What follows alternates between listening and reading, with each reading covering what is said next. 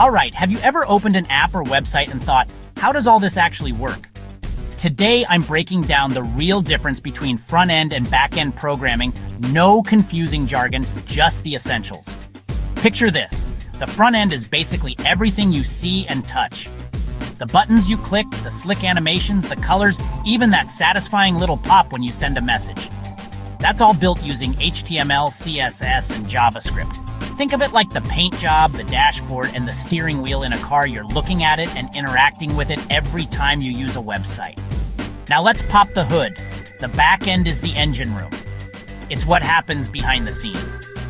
When you sign up for an account or save a photo, the back end, using languages like Python, Java, PHP, or Node.js, handles all that data, talks to databases, keeps your info safe, and makes sure everything runs smoothly. Without the back end, the front end is just a shiny shell with no power. So how do these two sides come together? Imagine a team UI/UX designers make sure everything looks and feels amazing for you, the user. Front-end developers turn those designs into real clickable websites. Back-end engineers make sure all the data and logic work under the surface. And if you want to do both, that's a full-stack developer. If you're just starting out, ask yourself, do you like creating things people see? Or would you rather build the powerful tech that makes it all work?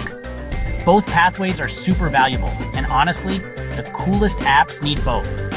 So next time you're scrolling through your favorite site, remember, there's a whole lot happening on both sides of the screen. Which side are you most curious to try? Let me know in the comments.